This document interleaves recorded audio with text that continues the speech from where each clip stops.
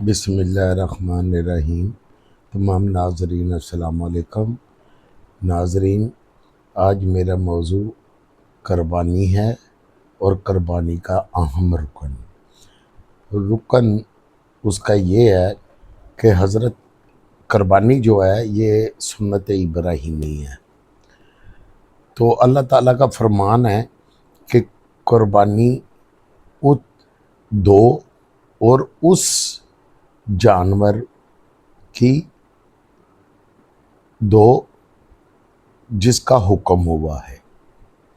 दुम्बा, ऊंट, गाय और बकरे छतरे, क्योंकि उस वक्त दुम्बे थे।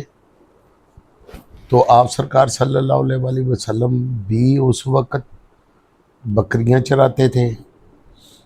तो बकरियां चराने का जो उनका तरीक़ाकार था वो हमारे लिए सुन्नत थी। और सुन्नत हमारे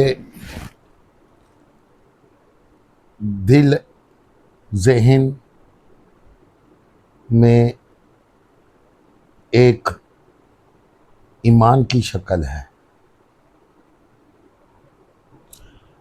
सुन्नत से हम गाफिल हुए हैं। इस वक्त कोई भी जानवर आपने अल्लाह ताला की राह में कुर्बान करना है तो हुक्म ये है कि उसको अपनी औलाद की तरह, जैसे तुम अपने बच्चों को पालते हो, अपनी औलाद को पालते हो, जैसे उनका ख्याल रखते हो, उनकी सेहत का, उनके खाने का, उनके पीने का, जैसे आप अपनी रोज़ाना औलाद की शक्ल देखते हो, उनको प्यार करते हो, उनके सर पर हाथ फेरते हो, इसी तरह इन जानवरों को भी अपनी औलाद का हिस्सा बनाकर इनके साथ भी अपनी औलाद जैसा रवैया अख्तियार करें और अपनी औलाद की तरह पालें। तो हमारे कुछ दोस्त ऐसे हैं कि मैं उनको बता दूं कि ये बहुत बड़े बड़े बड़े जानवर आप लेते हैं, खूबसूरत होते हैं, ये तो नहीं है कि उनकी कुर्बानी नहीं होती है, लेकिन उनकी कुर्बानी होती है जो खुद पाल कर उनका खाना पीना खुला उनको देकर उनको खूबसूरत बनाते हैं, उनको ताकतवर बनाते हैं, जैसे अपनी औलाद को बनाया जाता है। आप मुझे बताएं, आप कुर्बानी का जानवर एन टाइम पर लेते हैं, ईद पर, ईद के दिनों में लेते हैं जब चांद नज़र आ जाता है, ठीक है, तो उसको पालना शुरू कर देते हैं। ये बात उस वक्त लागू होती है जब हस्बे तफीक आपके पास होती है, चाहे वो ईद के करीब हो, तो हस्बे तफीक है। अगर आपकी हस्बे तफीक है तो आप अपने घर में, गांव में, किसी जगह मुलाजम रख के भी आप उनको पाल सकते हैं। लेकिन रोज़ाना अगर आप नहीं जा सकते तो हफ्ते में एक मरतबा तो जा सकते हैं उनको प्यार शफकत देने के लिए,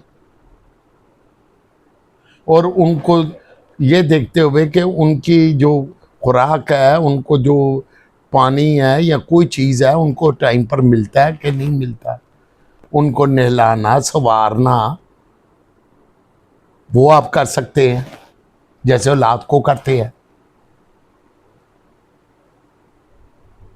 तो ये जो दोस्त है ना, देखे, मैंने भी अपनी ज़िंदगी गुजारी, अपनी ज़िंदगी में मैंने बचपन में देखा बहुत से लोग अपने घरों में जानवर रखते थे, इसीलिए तो सुन्नत है बकरियां रखना, इसीलिए तो सुन्नत है।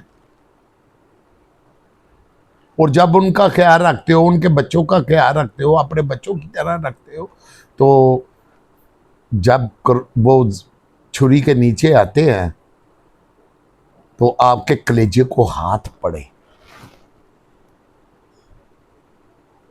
आपके कलेजे को हाथ पड़े, आंखें नम हो।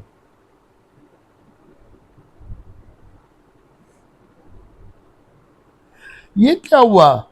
ये तो ऐसे हुआ जैसे ब्रायलर मुर्गी जाके बाजार से लेते हैं, यार 2 ब्रायलर मुर्गी दे दो, वो 2 ब्रायलर मुर्गी देता है, दे छुरी फेर के वो ड्रम में फेंकता है, ला के घर में पका के खा ली। और जितना बड़ा गोश्त होता है ना, जितना बड़ा जानवर होता है, जैसे वो अब आजकल पले हुए खूबसूरत होते हैं, ये नहीं है कि खूबसूरत नहीं होते, लेकिन उनका गोश्त कोई नहीं खाता।